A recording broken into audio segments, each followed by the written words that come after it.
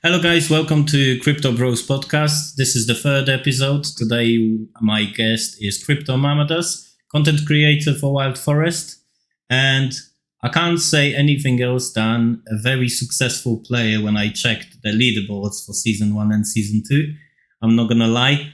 I think you are the most, you have the biggest achievement out of all my 3 guests so far. Because I saw season 1, you've been on the 38th place. And season 2, you've been on the 29th place. You build up even in season 2. So you've been better in season 2 than season 1. That's unexpected because season 2 was much more difficult.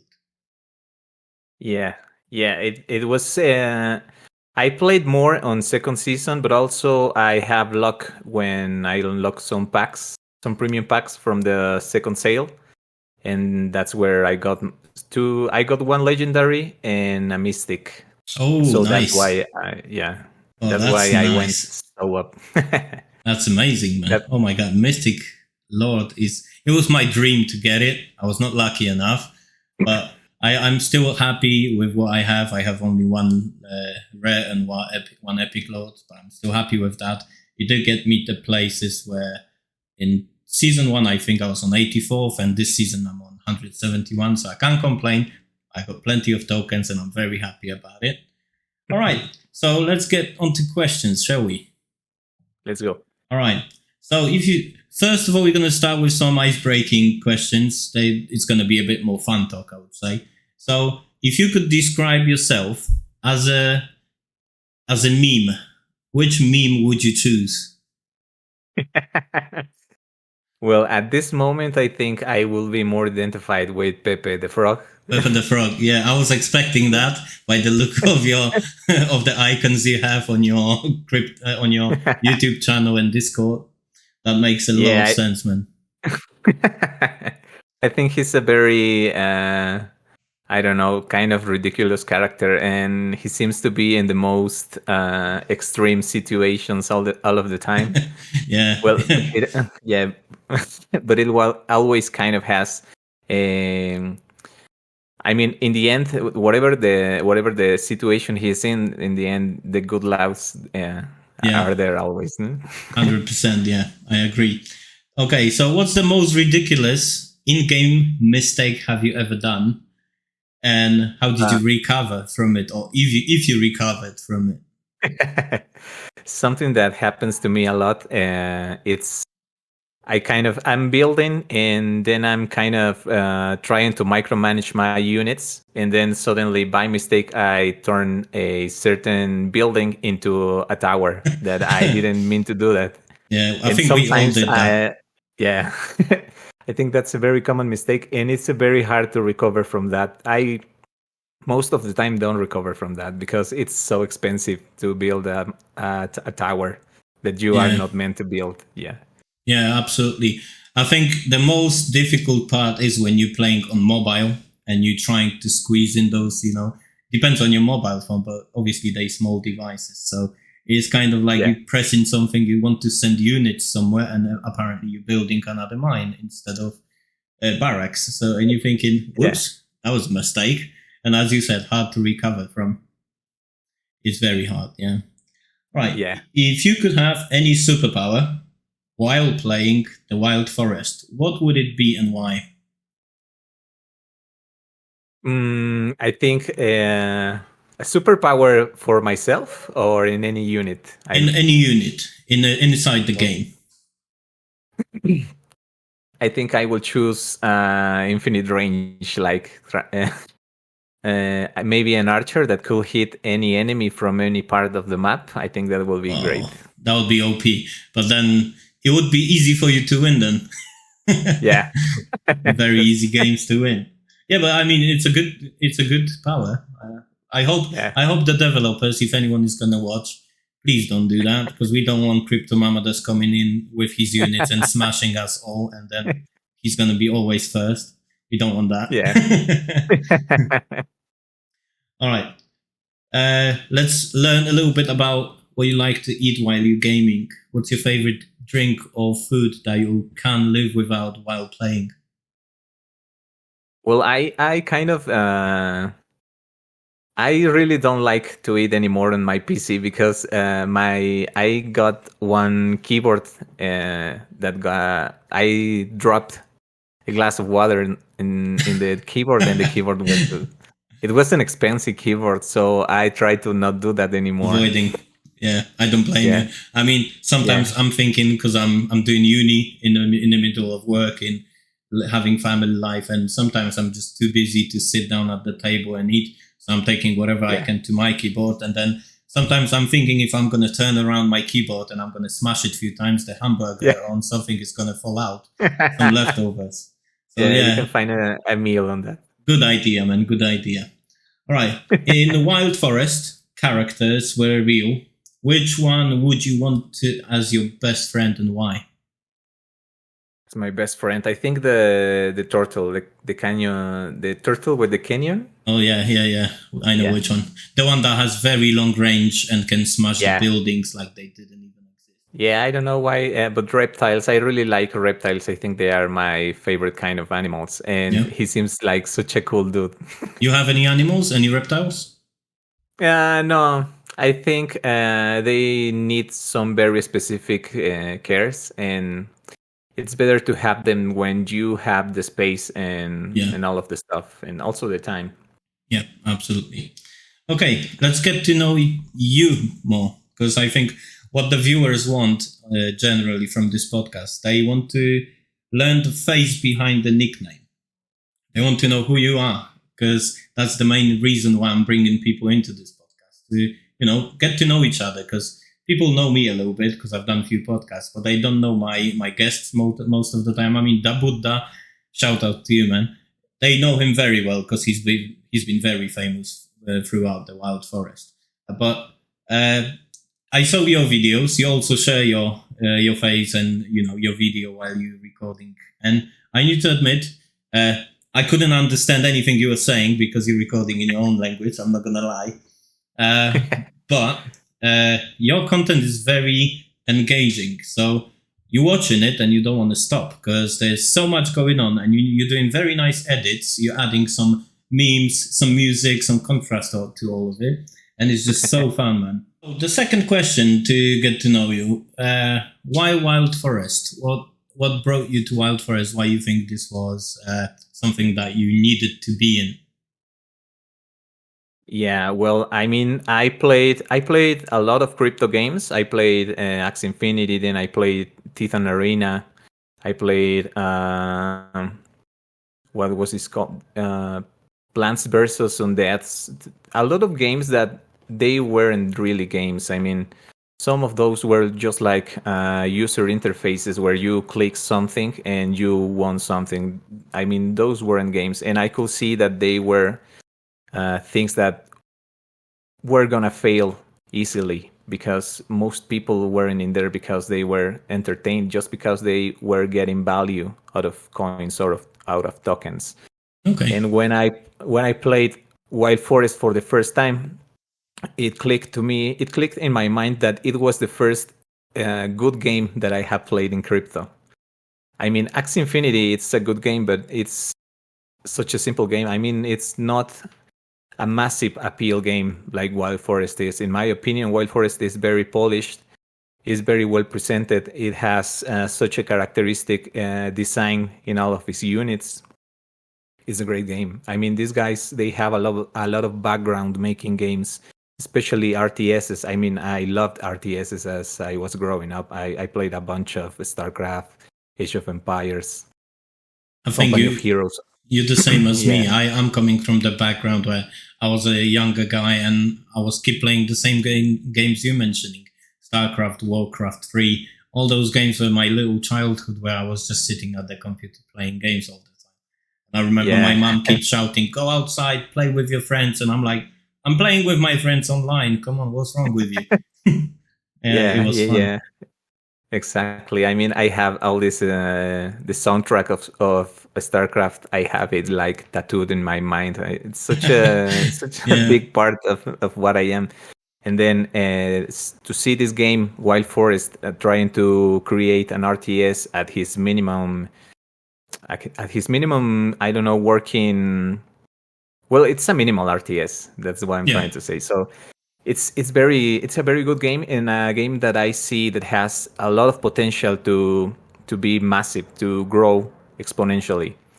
So I had this idea of creating content about games, but I couldn't find a game that I was passionate about. And in Wild Forest, I found that something that I think it's a very good game and very good project. Yeah, that's exactly what everyone is saying, really, because I think we all had the same idea, and I think we all the people that I'm speaking of, I feel like we all coming from the same age, like we all been playing the same games, and like we all coming from the same kind of environment, and we just jumping into the game, and we thinking Wild Forest. This is something that we haven't seen in a while. Either in Web 2 or Web 3 gaming, it hasn't been there a long time, and then you're jumping in. As you said, it's quite minimalistic because you can easily learn how to play, but as Dabuddha mentioned, it's also hard to master the gameplay. It's hard to be a master in tactics, because there will be someone always that can just defeat you with his own tactics, because there's so many players that are coming up with all those ridiculous tactics, and it's just amazing how you can be surprised every day. You're thinking, yeah, I'm winning, and then 2 minutes later you're just losing, and you're thinking, how did this happen? I was not expecting this. Yeah, so I do agree with you absolutely. Like everyone else, we all see a massive potential in Wild Forest, and I think we should be pushing it to people that still don't know about this. So big shout out to you for creating the content, because I'm just sharing all the content creators. So I'm trying to push it as well with my content, which is the podcast. I'm trying to get you guys out there so they can see what is it about. I've created some content for Wild Forest, but my content is terrible. I rather do speak to people, have a nice chat, talk to you about some stuff instead of playing game and like, yeah, you can do this, you can play, you move the mouse, you play. Yeah, that's my kind of content they will see, which is not going to be fun to watch. But yeah, podcast is my thing, but your content is great because it's getting to people that still don't know what Web3 gaming is, and that's what this podcast is mainly about, sharing the news. All right. So, question about Mexico. Does Mexico has a massive community of crypto gamers? I think it doesn't. I mean, just like we were talking before starting about making content in English maybe sometime. Yeah. I think it would be a cool idea because in Mexico, I think from Latin America, maybe the country with the least crypto gamers. I mean, I didn't knew anybody in my social circle and in real life that was into crypto. I just knew a guy, but he lost a lot of money on crypto cars and PVU. I mean, I told him, you shouldn't be investing in that. That's not a game. That doesn't have a future. But he went all in and he lost all money, so he lost all interest. But now that I'm making content, I kind of I'm getting to know so many people from Mexico that they seem so passionate about this, but I don't think the community is very big. I mean, there are some kind of techie guys, some very passionate gaming guys, but they are kind of a few. They are not very... Yeah. It's not very big, the community. Yeah, as you mentioned, when we spoke before we started the podcast, I told you I'm originally from Poland, and I was thinking about making maybe content in Polish language, but then I spoke to a couple of people. I spoke to even some of my friends. They do invest money in crypto. Some of them are successful. Some of them got the money out of the crypto because they knew when to buy, when to sell. And I was never a crypto guy. Investing, it was not my thing, but I was always a gamer. So I thought, and I took that idea and I took it to them and I said, listen, there's something like crypto gaming going on. You can play this game. Even when I started with Wild Forest, I was trying to get some people in. And they were like, no, that's not my thing. I'm not going to waste time. And, we don't know what the TG is going to be like. We don't know what the price of token is going to be like. But, if there will be some really successful people like Yaya Meta, or I can't remember the guy from the first place in the season 2. I'm not going to. Vanquished, I think. Vanquished, yeah. Vanquished. So those people, if the token is doing well, I mean, obviously they have tons of NFTs. They already made, well, maybe they didn't make a profit, maybe they did. But I think in general, how they appear in social media, they becoming quite personalities in crypto gaming, because they, they everyone knows them. Everyone knows Vanquish, or Yaya Meta is like a legend. Everyone is asking me to bring him to the podcast, but he's saying no because he's too busy, and I understand him. But maybe after TGE, maybe I can get him here. But yeah, all of this crypto gaming, it's something new for many people, and it's hard to get people to this. But maybe when there is a moment where you can actually share ideas and knowledge about how you profited and how the game looks like and how you can move from Web 2 to Web 3 and be that NFT ownership and that assets ownership is there. Maybe then people will start understanding what you were talking about and what you're actually trying to implement and show them. Yeah, I can see that. It's certainly a lot of fishes came into the water before there is when there's blood in the water, all of the sharks will come. Yeah. Right now we are just we are a very small community in Wild Forest still, and even with this small community, I think it's been like in the first places in the market already, in the running market. I mean, it's massive, the amounts of money that people is making with this money, even if it's not so popular yet. Yeah, so, I believe the community on Discord was about 80,000 players. We can expect that there will be some players that are playing the game, but they're not in the community on Discord, so there might be more players. Yeah. But it's still, as you said, there's loads of people, loads of gamers out there that are not playing the Web3 games yet. And there's our potential to actually achieve this and get them to play those games. So yeah, absolutely. Yeah. All right. So that's going to be a funny question. Maybe not funny, but interesting, I would say. So what is the original story behind your nickname, Criptomamadas? There is this guy selling like tamales on the street. Do you hear it? Yeah, sometimes there is a little. You have a good microphone because it's cancelling the noise in the background. Okay. But I do hear sometimes someone behind you. Well, I think that he won't be long before he goes. And Criptomamadas came from, when I discovered crypto, I wasn't into crypto gaming. I was first into coins, like in general. First Bitcoin, and then I went into some altcoins like Cardano, Polkadot, things like that. Yeah. So when I began my journey as an investor, I was investing in like government funds, government bonds, and things like that, like some stocks from Mexican companies and things like that. And I was in a group that was this group called Investing Mind, something like that in Spanish. And there were a lot of guys who they did study like some financial careers and things like that. So they give advice on which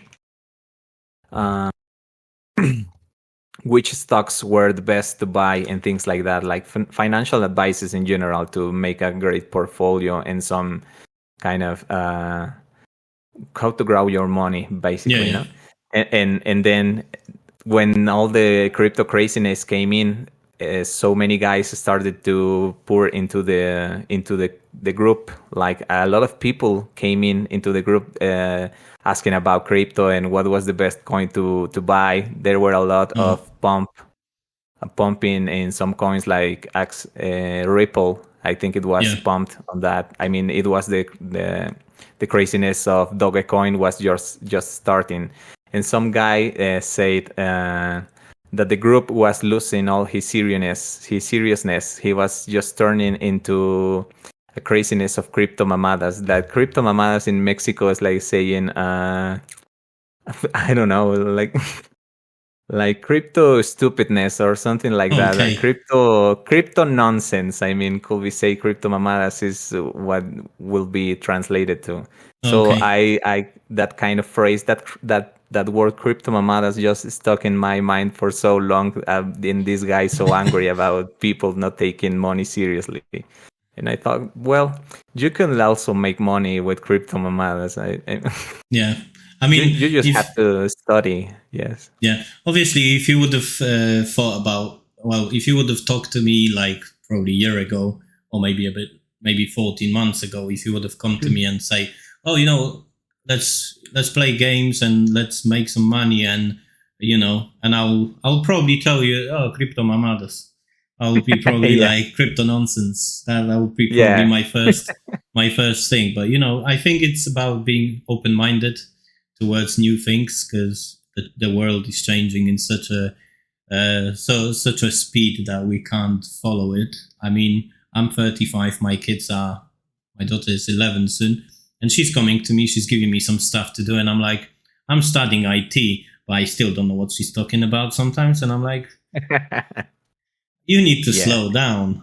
But yeah, Criptomamadas, thank you for sharing. Now we know what it means. So, guys, please take crypto industry serious, because obviously there is some stuff you can do with it. We are probably the best example. Exactly. But if you don't, just Criptomamadas, find other things to do. All right, let's move to your gaming journey and your strategies. So the first question would be, what was your first experience with blockchain games, and how did it compare to traditional gaming? Well, my first experience was with Axie Infinity, as we were talking. And it was kind of, I mean, for me at that moment, seemed like a good idea, because I studied so much of the project before going in. I mean, I'm a guy that if I'm going to buy something, I kind of see a lot of reviews and I kind of read all that there is to know about that thing that I'm about to buy. So also that I made that with Axie Infinity, and I knew Ethereum and I knew how it worked and how expensive all of the commissions for the fees. I mean, the fees for the, I don't know, when you send something. I mean, at the moment I went into Axie Infinity, if you try to send something from your wallet to another wallet, I mean, you send $100 and the fee was like $300. It was crazy. You had to massive. You had to be so. Was it Ethereum based? Yes, it was on Ethereum. It was before running. I mean, that didn't exist at that moment. Yeah, and it was so hard. You had to be so clever, because it was so easy for you to lose money if you didn't make the things right. And I thought, well, this is great because you can make money playing, but also I don't see how it could be appealing to a massive public, because it's so hard to make this. I think Sky Mavis did the right decision when focusing on creating their own network and making all of these transactions so easy and so seamless. I mean, at this moment, Wild Forest you can fuse the units inside the game. You no longer have to go into the page like before. I mean, they are trying to integrate all of these things inside of their own game. The less things that you have to make outside of the game, I think it's better for exponential growth. Yeah. So my first experiences with crypto gaming were kind of hard for me, but I saw where it could be, where all of this could be improved upon. I mean, yeah, absolutely. I think what you're saying is exactly what I experienced when I started with any crypto games. When I saw, for example, I've earned some tokens in some game and I wanted to sell it, and then when I saw Ethereum prices, gas fees going up to, my tokens were worth like maybe $150, but then when I wanted to sell them, I had to pay $65 in gas fees. And I thought, well, that doesn't make any sense to me. I have to pay. And then I started reading online and I saw in the middle of the night, the gas fees are going down. And then I was waiting until 2 a.m. in the morning to sell my tokens because the gas fee was like $20 instead of $65. And I thought, this is ridiculous. How can you deal with this? And then I stumbled upon Ronin, and I thought, well, this is easy as you can possibly make it. The gas fees are minimal. As you said, user experience here is completely different to what it was in Ethereum-based wallets. I was like, so this can be actually, shown to a person that is, I'm calling it like my brother is, technologically disabled. That's what I'm calling him, because he's asking me everything. He also played Wild Forest, by the way, and he did manage to get 1,000 tokens out of Season 2. So he's very happy. But yeah, I could show Ronin wallet to him, and he knew what to do. So I was amazed, because he knows nothing about technology. So this just proves that you can even take person who is like 50, 60 years old, you can give them Ronin wallet, show them a few things, and they will know what to do. So this is what the team is doing amazingly, as you mentioned, improving things to be even more easier. And I think Dabuda also mentioned this in last podcast, that the team is even trying to make it more easy for people to use.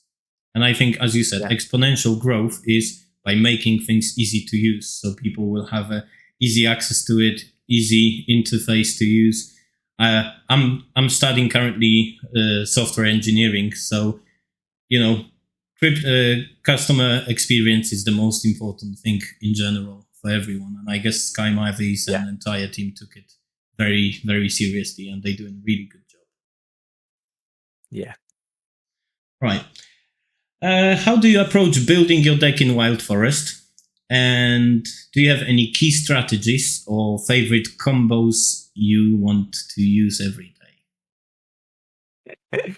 Well, I try to make my deck as balanced as possible. I mean, kind of the main concern in my deck, when I'm building my deck, it's something that it's about the mana cost. I mean, I try to balance the big price, units that consume up to 7 mana with units that kind of cost 3 mana or something like that. That's why the skeleton is one of my favorite units at the game.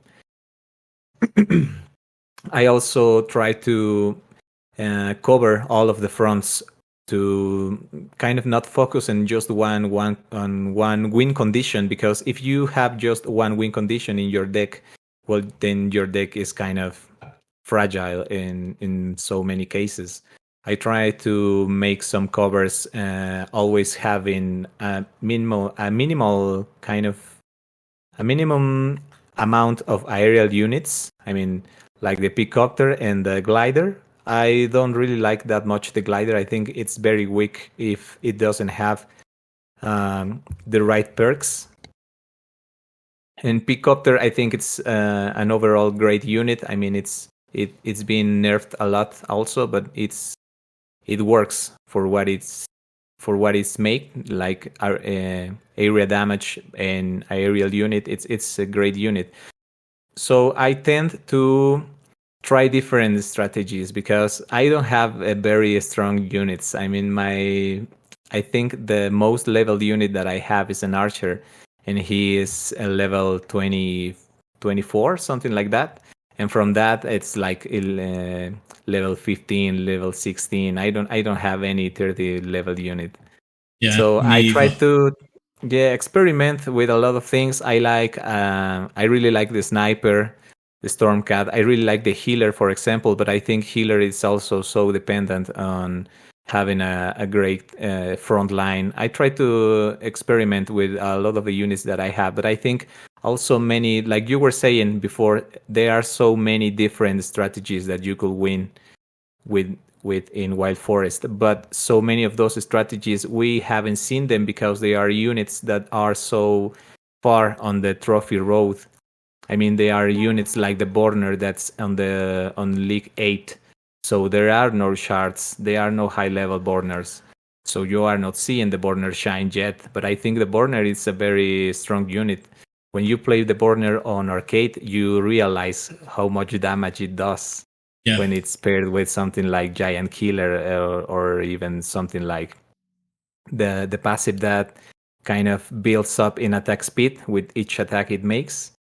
Things like that, you haven't seen them just yet. So I try to experiment as much as I can with my units.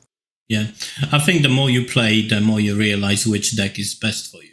And Exactly. sometimes you might have the best deck ever, and then you will just come across an enemy who's got a perfect setup to destroy you, and you have no chance.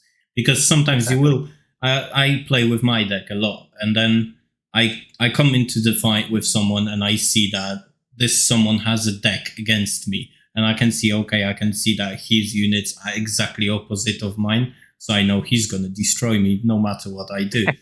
But I still try, sometimes as the Buddha mentioned, people are sometimes buying the units all leveled up, legendaries from Mavis Market, but they don't know how to use them. They don't know how to play any strategies or any ideas of how to play it. So don't give up, guys. Try your best, and there's always this little perk behind saying you're doing your tasks. That's the first thing.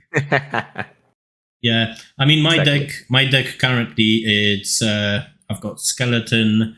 I think I've got the glider, and I think I have also archer in my tier 1 units. Tier 2 I have ninja, Thundercat, and I can't remember the third one. Oh no, I know.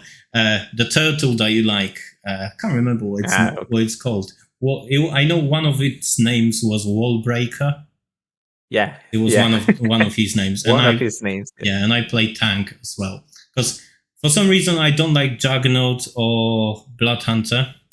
Tank is good against little units like, for example, swordsmen or skeleton or even archers. It goes through them like they don't exist, and it's hard to. Well, the spearman, maybe it's a good unit against tank, but it has to be a good level and a good tier, rarity to actually fight it. But yeah, as you said, tactics are crucial in this game, and you can master it because there's always someone behind at the screen playing, and they might have better tactic than you. Exactly. The more you play, the more you learn. Exactly, and that's what's interesting about Wild Forest in general, isn't it? Yeah, exactly. Right. So what's your typical play routine? Do you have rituals before you dive into competitive match? Do you play some arcade, or what's your plan? Well, I kind of I don't play really that much outside of my stream. I make stream daily, like 8 p.m. here in Mexico, and outside of those moments, I don't have that much time to play, so I tend to save all my games and all of my energy to play the game focused to the moment of the stream. I since the end of the second season of the Play to Airdrop, I haven't played that much arcade. I mean, I play arcade like for missions that are like build towers, rebuild mines, things like that that maybe kind of make you lose some matches in ranked if you start making towers. Yeah. And that's a clever idea because I do that as well. Many people probably do because that's the easiest way to get rid of the tasks that you don't want to do in competitive games and lose ranks. Yeah, I think so. But also, I think my ritual, it's kind of, as you said, make a use of every match, even if I know from the beginning of the match, when you see the loading screen and you see the decks, you know that maybe you are going to lose, and no matter what you do on that match. But you can maybe learn. You can try maybe some new strategy. I mean, my ritual is try not to tilt. I mean, try to take every game like it is just the game. And have fun, because if I played a lot of League of Legends, and that game community was so toxic. It was so toxic, and I learned a lot about tilting, and how much it affects your mental. And you start to lose. I mean, you lose a game because you make a mistake, and if you get angry, you will maybe lose all of the other games that you play when you are angry, because you make so many dumb decisions. So I try to have fun. From those games, I know something because I played CS:GO and I played Valorant as well. Valorant is probably the most toxic community I ever seen in my life.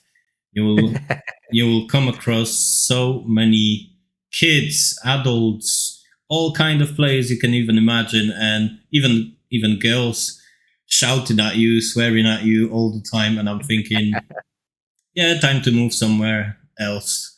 I don't like toxicity, but as you said, staying calm is the main thing. Don't get annoyed while you're playing. So, guys, if you get angry, go for a walk or count to 10 and go back to Wild Forest. Don't get angry. Yeah. No point. The best thing is just a game, and you should enjoy it if you're playing it on the end of the day. Because if you don't, no point playing it. All right. Ooh, that is a good question, actually. So what was the most challenging game you have, and who did you play against? I don't know. I think I have many, because from the first season of the Play to Airdrop, I've been kind of in the top 100, top 200, never out of the top 500. So there are many guys that play. They don't just play with some of them play there because they have very good units, but some of them also are very good players. Yeah. So there are matches. I mean, I won some matches against Nashi Sus, against Berks. I think the best matches that I had in Wild Forest were in the beginning of the official game, when they made the official launch and we all started with level 1 units. Yeah. That was the best matches that I had, because even when they had legendary units, they were level 1. So it wasn't such a big gap in the difference of the power of the units. So I won against all of these guys, and I realized that some of them are not only maintaining those positions because of their units, but also because of their skills. So I think against Berks will be my best games that I had, maybe. Good to know. So Berks, if you're watching this, we need to play, man. We need to play. I'm just waiting for the mode friendliness so we can play against each other. Let's say maybe they're going to make it in the way where we can actually use the same levels, the same rarities, instead of, our own decks. So it's more fair, let's say. Because obviously me and my rare or epic units not going to, match level 30 legendaries at this point. So I think I will play with you, but I will just play to watch how I am getting destroyed. But yeah, Bergs, shout out to you. If you would like to come to the podcast, I'm more than happy to host you as well. So maybe you can tell me, did he win or did he lose? No, most of the time he won. He won. Okay, so now you can share with us, how did you win? What was your strategy as well? So we need the good players to share their tactics, because the viewers wants to see how the best players in the server can actually win, so they can share the strategies. Amazing, man. Yeah. All right. Okay, what excites you the most about Wild Forest, and any upcoming changes, any upcoming updates that we're waiting for? Well, I think you just mentioned it, the private matches. I mean, the private matches, and I also think that this mode should be available to use any kind of units at the same levels, and maybe even choose the perks by yourself. Because I think when you have these private matches, and also the possibility to create your deck with all the available units and abilities, you then have what it takes to make a tournament. You can start to make private tournaments by guild or by, I don't know, by country. A lot of stuff can be made in the tournament kind of part of the game. And I think that's what excites me the most, because then you will see who is the better player in reality. Yeah. Who can maintain that top position and that legendary status of being a great player when they are playing in a fair field, like everyone playing the same. Then we will see who's who. we could see actually who can master any units you give them. So we can see Exactly. whatever you give them, they know how to play it. So we would be able to separate those with skills and those with high level units and biggest the best rarities, and that would be an amazing something amazing to see actually. I'm waiting actually for matches 2v2 or 3v3 because that would be amazing playing. But what I'm expecting when this comes ever, if this ever comes, I'm expecting a lot of lags happening because if you're gonna have 6 players or 4 players creating maximum units, you're gonna have loads of things moving on the screen. And when they get into each other and they start fighting, that is just going to be mental. But if that can be optimized to work on PC, on mobile phones, that would be an amazing mode because I could pair up with you to go against Burke and we could actually win. Yeah. We could try to win. Yeah, that's amazing, man. Yeah, but friendly games, definitely something we're looking for. So, Sasha, Francesco, if you're going to watch this, if you're going to ever have a chance to see this, please, we're waiting. All right. That can be interesting question. If there would be one thing you could change in Wild Forest, what would that one thing be? Well, I think it will be the matchmaking system. I think at this moment, like we were talking, the leaderboard so many times doesn't reflect really who is the better player, but who is playing more. Because I think most of these guys up in the top 100 or up in the top 10 of the leaderboard, they are there because most of their points come from people who are surrendering to them when they see their deck. So if they play a lot of games, they will have a lot of points. I think the matchmaking should have some kind of refinement as to match you with people. I mean, maybe kind of make a summatory of the levels that you have on your team. Like this guy has 7 units level 30, so it has a total of 210 levels in his deck. So he should be paired with some guys that have maybe 180 points or from there up. No, I mean, and if you have like just 80 levels all across your deck, then you should be paired with someone who has maybe the same kind of total level in his deck. Things like that, like fine tuning in the matchmaking to reflect real abilities, and also to have less matches that are so frustrating because you know that you are going to lose so badly. I mean, that you have no chance to play that match. I mean, lately this week I've been playing more. I haven't been playing my main account. I've been playing my wife's account. My wife's account is in League 5, I think, and I think the matches are so more fun than the matches that I have in my main account, because in my main account I play mostly against all of these guys with level 30 units. Yeah. And most of them I cannot win. And in my wife's account I can fight almost all of the matches.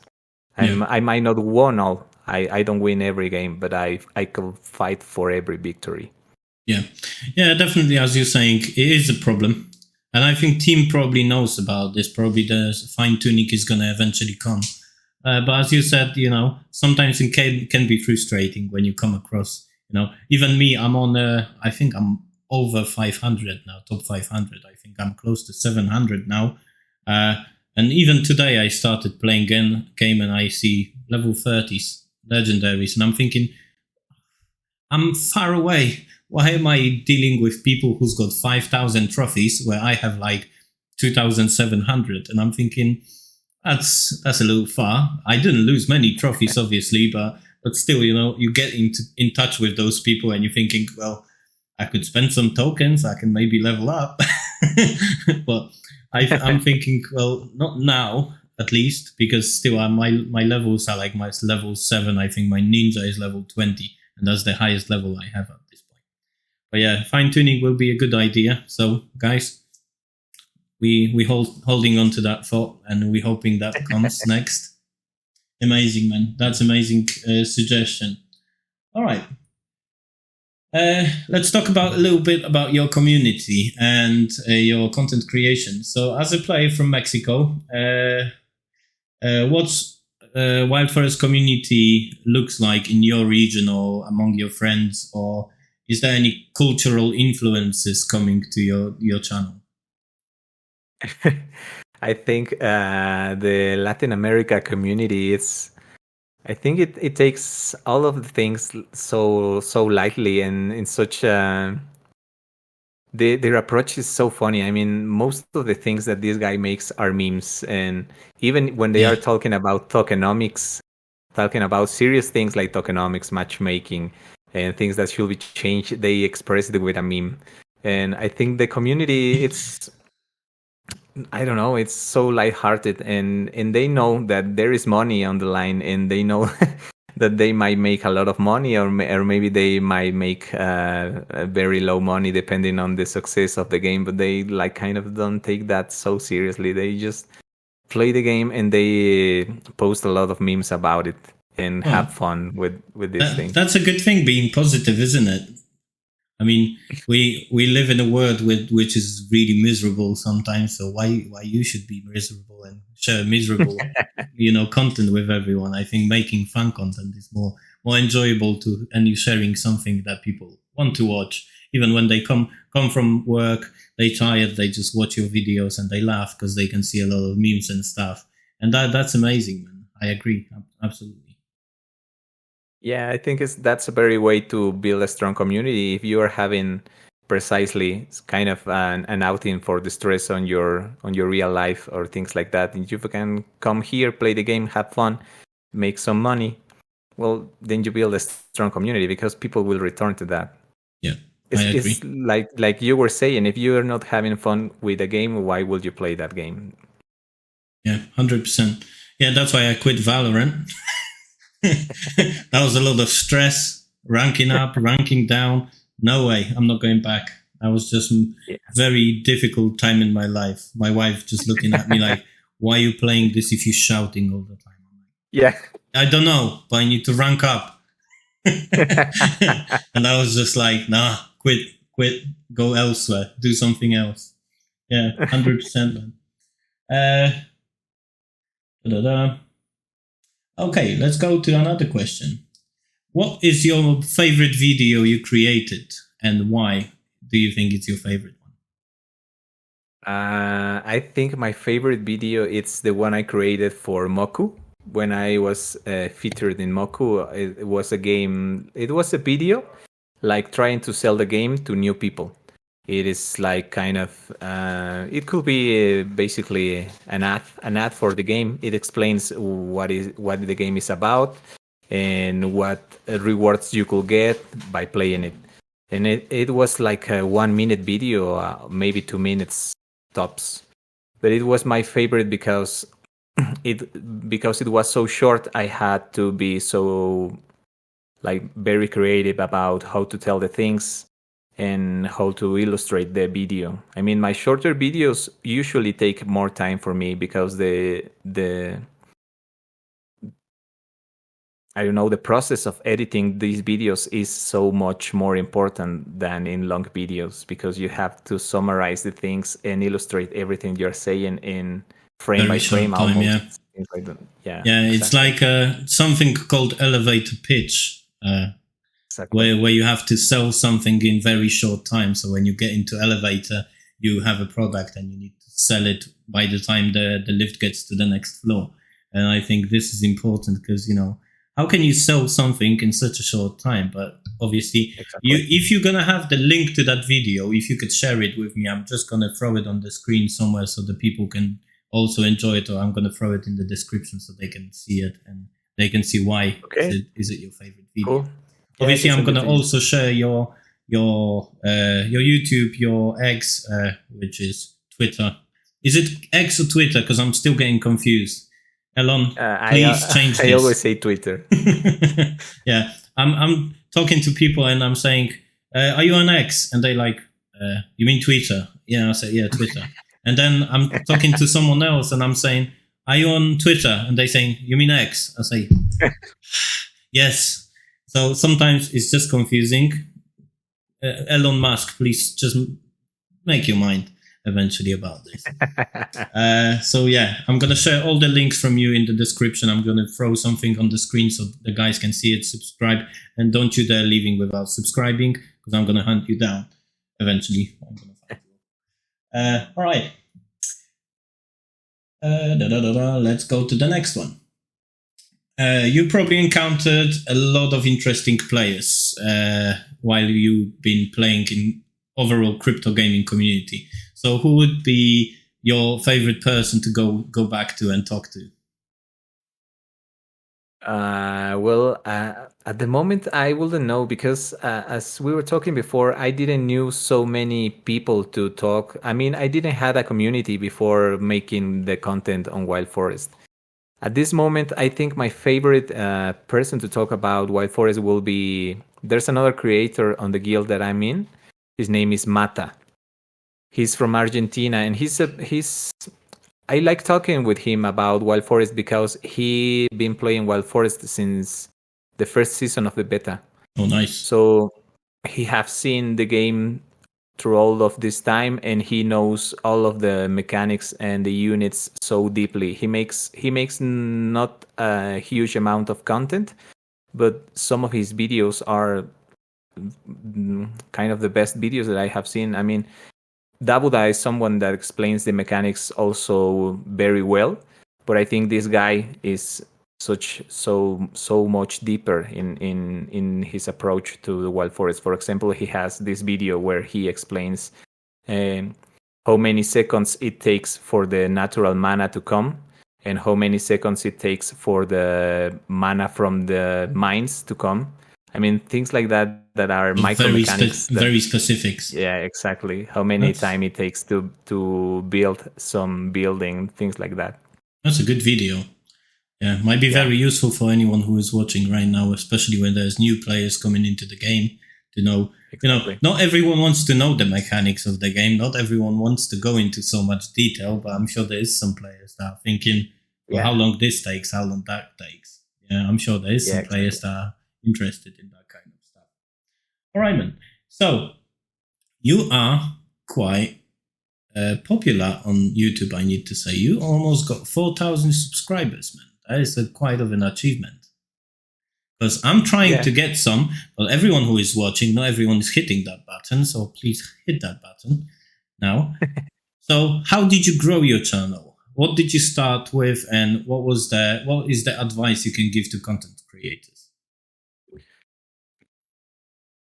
Well, that channel, it didn't grow with crypto stuff. I mean, it was a channel that I have where I uploaded some gameplays of Web2 games.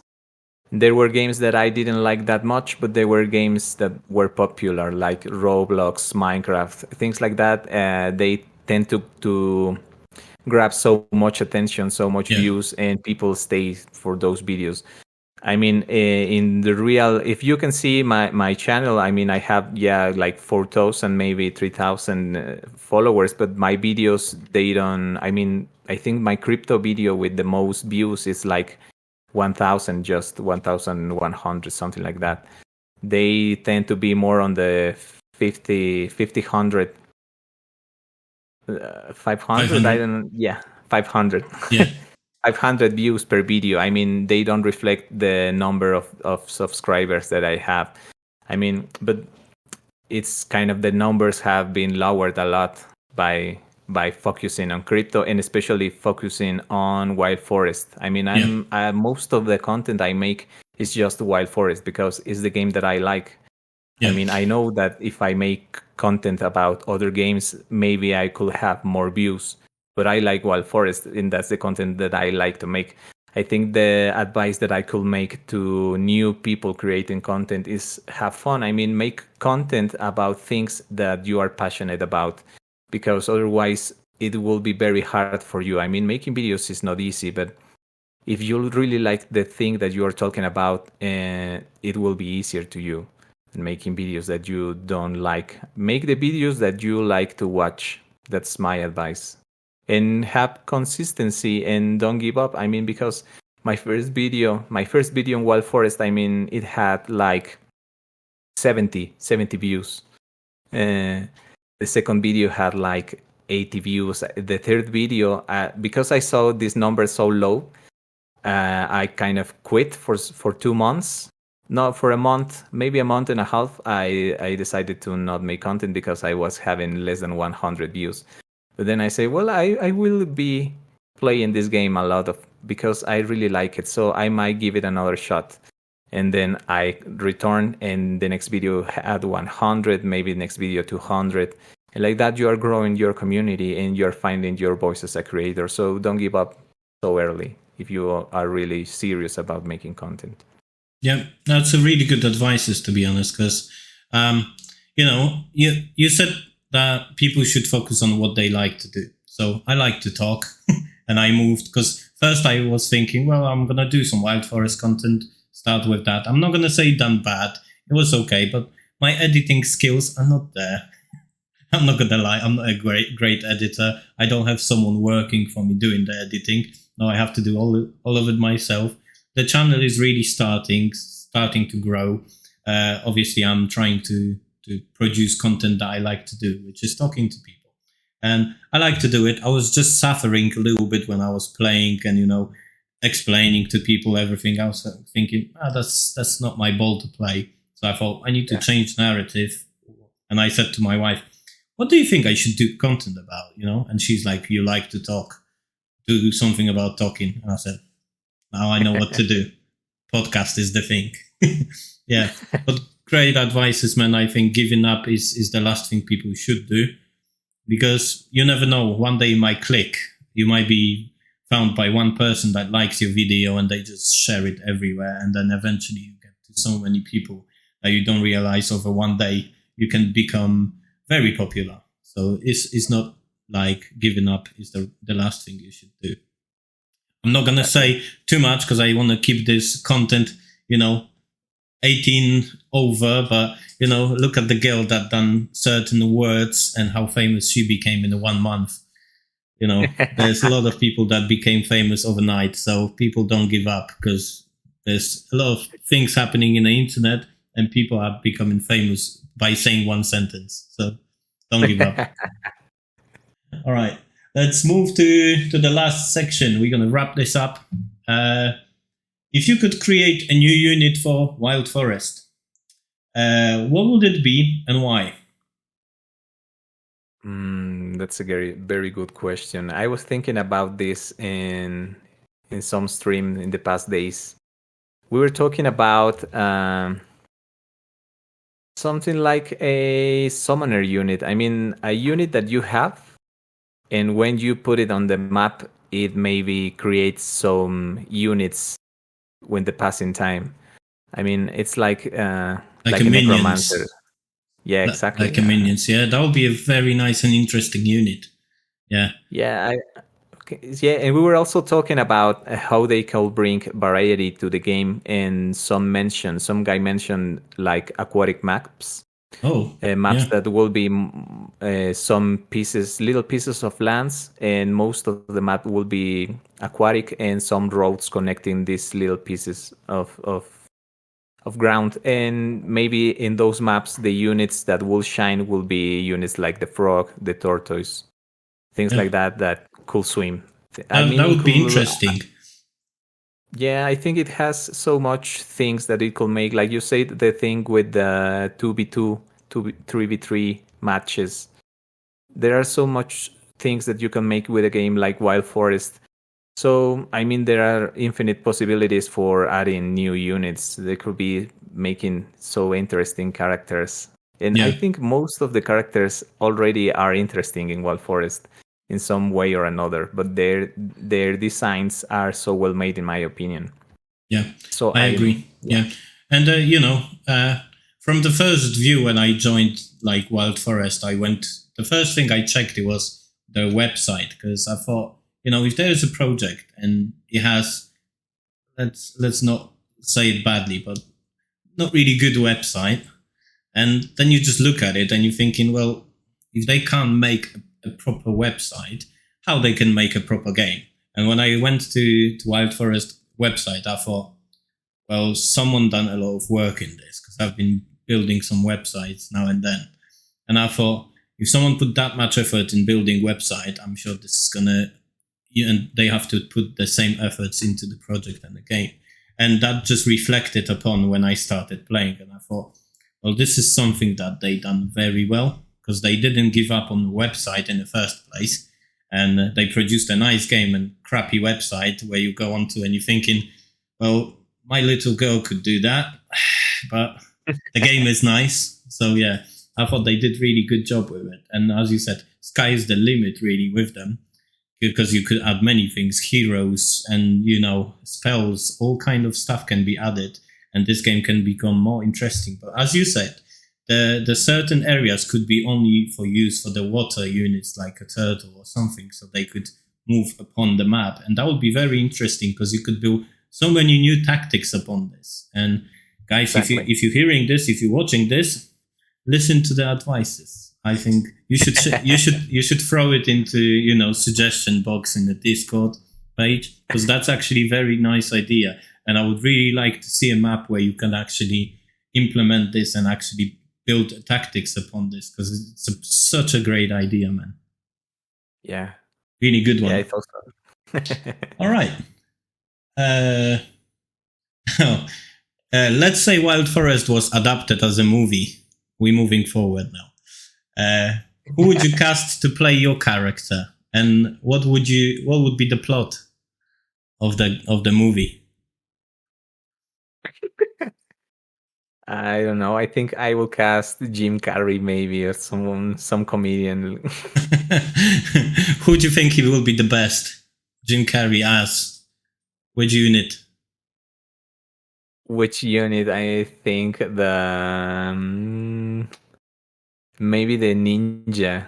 Ninja. I don't know. Someone deceptive. Yeah, I see him more as the guy, the fire cat. He would be nice, like standing with the fire in his hands, like giggling, like in Ace Ventura. Yeah, like in when he made the riddle in Batman. He was so good on that. Yeah, very good one. That's a good one, man. Okay, what's the weirdest or most surprising thing that has happened to you while gaming? I think when at one point I played against a guy who had a very high level ninja, and he had piercing damage and critical damage on his ninja. And not easy. No easy. The most surprising thing that happened there is that I sent I think a Juggernaut to fight against the ninja, and the ninja deleted the Juggernaut like in 3 strokes. I mean, I thought maybe all of those strikes were critical damage. So I have never seen that amount of damage happen so quickly. Yeah, Juggernaut is quite a big unit, isn't it? Yeah, yeah. Only 3 strikes to take down the Juggernaut from Ninja. That's a lot. Yeah, he was level 30. Also, my Juggernaut is no very high level, but it was piercing damage and level 30 ninja. Yeah, that was quick. 3 hits, that's a lot. I mean, not a lot to hit, but a lot of damage inflicted on Juggernaut. Oh my god. Yeah. That's good, man. All right, lastly, if you had to give one piece of advice to new players in Wild Forest, what would it be? But, I mean, new players, someone who is just starting, who just joined the game, doesn't have any units apart of the one standards one they get. They have no money to buy anything. They have literally no assets to use. So what would the advice be? I think my main advice will be to try to consume as much content from different creators and see what their advices are on starting on the game. Mainly to know what kind of, maybe if you like the game, I mean, you start playing with the free stuff that you get. But then if you like the game, you might be thinking, I think I will be buying a deck of my own. and then you have to investigate so much about the meta. Try looking for advice also on the Discord. I mean, join the community and interact with many people from the community to be well informed when you make a decision to buy a deck, because you can make many mistakes if you don't know what you're doing if you are buying your first deck. Also, I wouldn't advise to spend a lot on your first deck. I mean, buy maybe rares, maybe uncommons, and try them and see how the units work. And as you start unlocking new units, try to experiment with the meta and find your style. As you were saying, you try to focus on your style of gaming. The best deck for you will be the one that adapts better to your style when playing. So yeah, try to experiment and try to create a community. Yeah, interact with the community and make friends with which you can talk about the game and learn, and then from that on you take your own decisions about your units. Yeah, I agree. So same like we do in here. We're sharing the ideas. We're trying to share this with other people, with new players. With when I joined the community, I knew no one, and then I thought, well, I can just talk to people. I'm trying to be a nicer person. Sometimes I'm not, but I try to keep this off the Discord channel, especially to people that harass my dear friend Diddley. Shout out to you, Diddley. But yeah, there's so many people I talk to all the time. Kamaji, Hybrid, shout out to you. Eventually, I'll get you to this podcast. If I have to travel to your country, sat you down at the front of the computer, you will come onto this podcast eventually. There's so many players I talk to every day. Some of them are, they don't want to socialize with you so much, but still, they will have a nice chat with you. And as you said, if you're a new player, just join the Discord community. I'm going to include the link also in my video so you can easily access it. And speaking to people never costs you anything, and you might get some really good advices by watching Criptomamadas videos on YouTube. If you're not speaking Spanish, I have a solution for you. Just use the translation. You might still watch it and you still be good to go.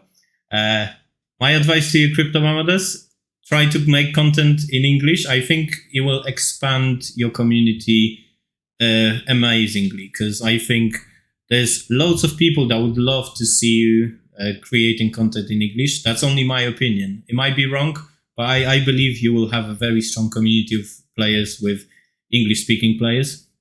It will be just easier for them, I think, to understand your content.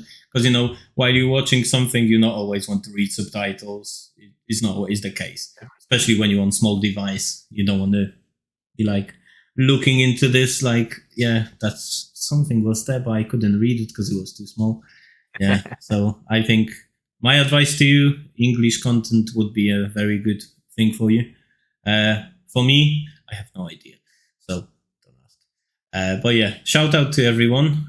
Thank you very much for joining the podcast. It was pure pleasure to talk to you. And I'm very happy you found the time.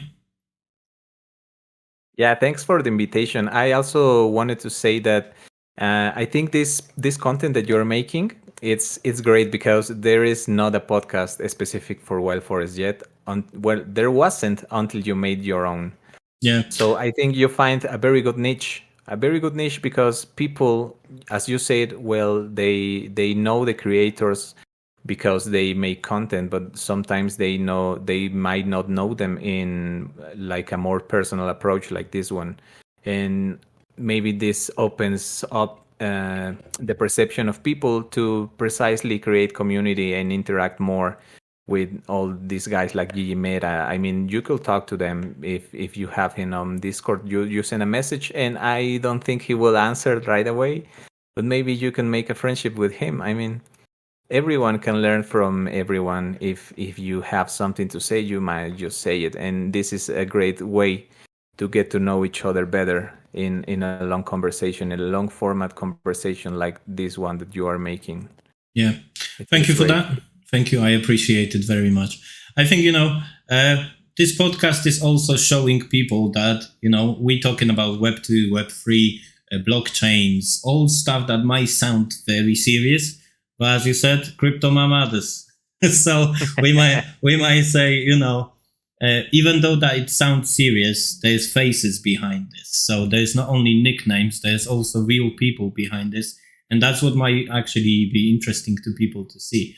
Because usually they just see nicknames, they see tokens, they see NFTs, they see how much someone invested, but they don't see their faces behind it or voices behind it. So it's sometimes difficult for people to understand that there's someone else sitting behind the screen and it's actually talking to you. It's not a bot, it's not a chat bot, nothing like that. So thank you very much for a kind opinion. I hope other people will like it as well. And I just wanted to say on the end of the podcast, shout out to the team from Wild Forest. We do appreciate your work. And I would love to sincerely invite Sasha to the podcast. I've just sent the invitation today.